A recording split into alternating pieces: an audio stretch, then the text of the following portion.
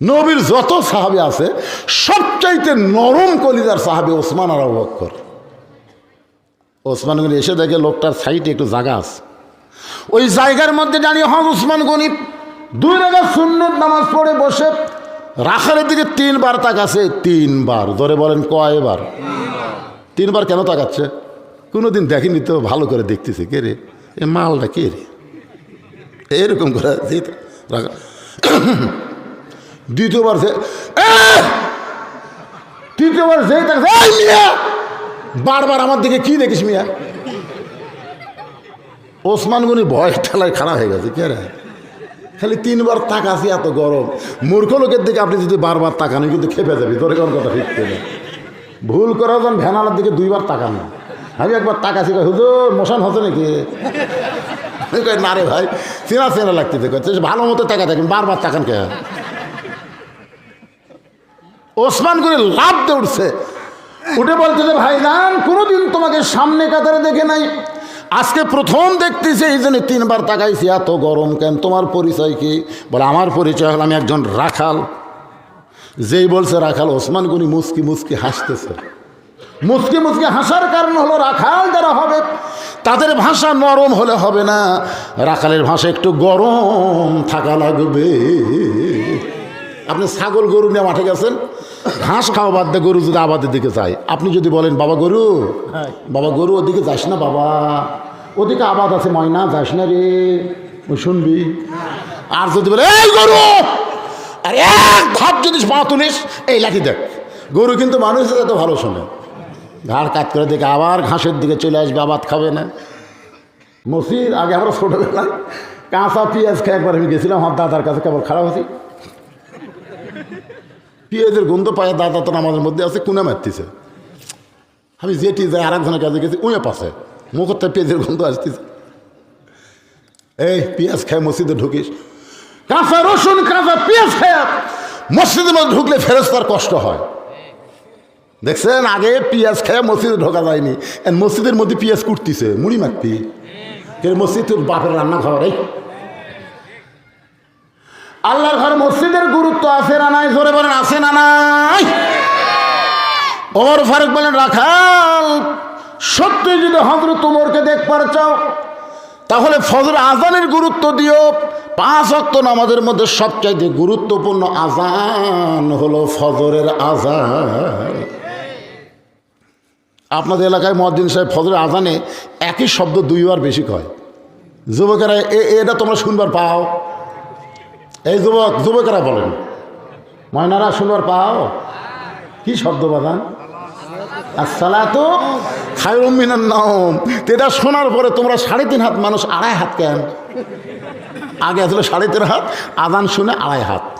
শুনবি না যে আজান শুনতে কষ্ট লাগে, 3টা পর্যন্ত ফেসবুক চলাছে, আজান শুনবি?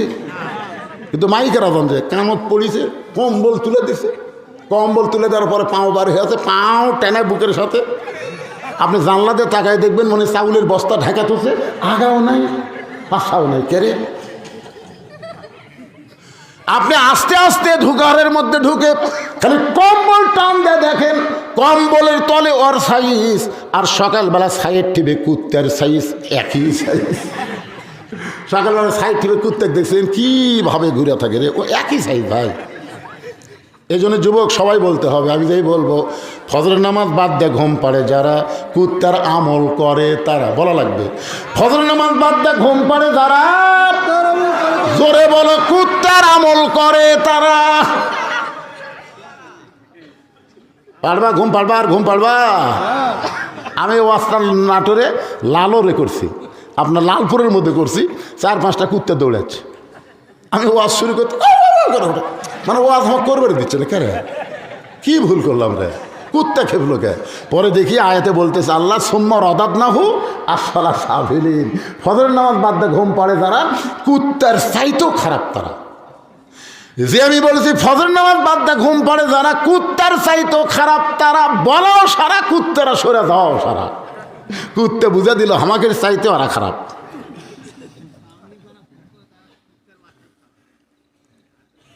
পাগলা এবার কুটি কুইটা বলে রে।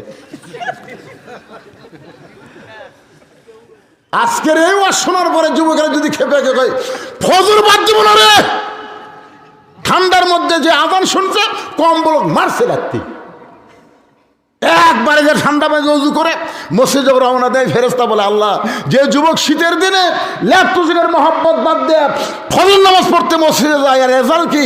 আল্লাহ বলতেছে আজকে যদি বদরের জিহাদ থাকতো এই যুবক বদরের যুদ্ধের সৈনিক হয়ে যেত। দুই চারটা ভাঙ্গা ছিল বুড়ে নামাজ পড়ে কাম হই না তো, এই যুবকদের নামাজ ধরা লাগবে। নামাজ হচ্ছে সরকারি চাকরির মতন ইবাদত। সরকারি চাকরি যেমন সব বয়সে হয় না, নামাজটাও সব বয়সে হয় না বাজান। এই জন্য রাসূল বলেছেন 7 বছর থেকে নামাজের তালিম দাও, 10 বছর থেকে জোর করে নামাজ ধরাও। কারণ বুড়া বয়সে নামাজ ঠিক মতো পড়ে পারবেন না তো। অনেক মসজিদের মধ্যে সিয়ার ঢুকছে, জোরে কোন কথা ঠিক কিনা? ওটাকে জুয়ান মানুষ তাই বুড়া ভাঙ্গা চোরা পারতেছে না, কি করবি? তাই যুবকেরা মনে কষ্ট নিও না বাজান। আজ থেকে মনোযোগ দিয়ে কথাগুলো শুনে খেয়াল করবা আমলের নিয়তে। এতদিন রাখাল নামাজ পড়েছে বারান্দায়, কিন্তু আজকে নামাজ পড়বে সামনে কাতারে। এখন সামনে কাতারে নামাজ পড়বার গেলে মসজিদের ভিতরে ঢোকা লাগবে। মসজিদের মধ্যে ঢোকার নিয়ম আছে না নাই?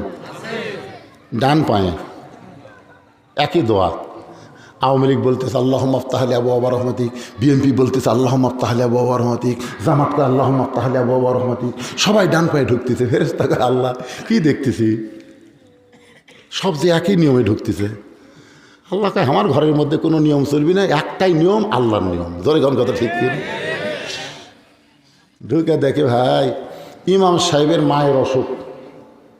ইমাম সাহেব মাকে নিয়ে হাসপাতাল গেছে। এখন আওয়ামী লীগ, বিএনপি, জামাত ইসলাম, জাতীয় পার্টি কে রে? হুজুর নাই, নামাজ পড়াবি কে রে? জামাত ইসলাম আওয়ামী লীগের নেতাকে বলতেছে ভাই আপনি যান। তাহলে ভাই রে আমরা খালি মাঝে মধ্যে ঢুকি ভাই, কিন্তু ওই জায়গাতে আমরা জীবনেও যাই না ভাই। বিএনপি বলতেছে ভাই তাহলে আপনি যান। তাই পাগলা সামনে যা, দেরি করিস কেন, নামাজের সময় হয়ে গেছে। তাই ভাই এই কিসের জামাত রে? মসজিদের মধ্যে কিসের আওয়ামী লীগ, কিসের বিএনপি, কিসের জামাত? আমরা সবাই ভাই ভাই একসাথে কাতার সোজা করতে চাই। ধরে কোন কথা ঠিক কিনা? আল্লাহ রে বেড়া হলো 14 দল 20 দল, আর তোমার ঘরের মধ্যে এক কাতার। আল্লাহ বলে আমার আইন যখন সবাই মানবে তখন কোনো দলাদলি থাকবে না, সব মুসলমান এক দল হয়ে যাবে। ধরে কোন কথা ঠিক কিনা? আল্লাহ কেন বললেন ওয়াতাসিমু বিহাবলিল্লাহি জামিয়া ওয়ালা তাফাররাকু? তোমরা এত দলাদলি করো না, তোমাদেরকে এক কাতার হওয়া লাগবে। হুকুম কার? এতদিন রাখাল নামাজ পড়ছে বারান্দায়, কিন্তু আজকে নামাজ পড়বে সামনে কাতারে। ডান পায়ে দোয়াটা পড়ে মসজিদের মধ্যে ঢুকে সামনে যাবার চায়। প্রত্যেকটা সাহাবী নড়ে সরে রাখালকে যাওয়ার রাস্তা করে দেয়। রাখাল কয় আল্লাহ রে বারান্দার থেকে কি ভাবছিলাম রে, ভিতরে দামি দামি, কিন্তু ভিতরে ঢুকে দেখতেছে হামও যা এরাও দেয়। কি মনে করছেন? এসপি সাহেব সামনে কাতারে, আর একটা মুসল্লি লাগবে, তাছাড়া কাতার পুরে হচ্ছে না। এসপি খালি পিছনের দিকে তাকাই করে, একটা কেউ নাই। তাকায় দেখে দরজা চৌকিদার খাড়া হয়ে আছে। এসপি দেখতেছে আয়। চৌকিদার বলে না স্যার আপনি এসপি, আমি চৌকিদার। আরে পাগলা ওটা বাইরের কথা, ভিতরে আয় তোকে দেখাচ্ছে আয়। এসপি যখন বলতেছে ভিতরে ঢুকে পিছনে খাড়া আছে, তোকে পিছনে থাকিস কা ভাই? এসপি আমার ভাই কাছে আর কাছে খাড়া হয়, আমার গোড়ালির সাথে গোড়ালি মিল কর। হ্যাঁটা উঁচা হলে কিন্তু জামাতের একটা সব হওয়া যাবে না, গোড়ালির সাথে গোড়ালি মিল করা লাগবে।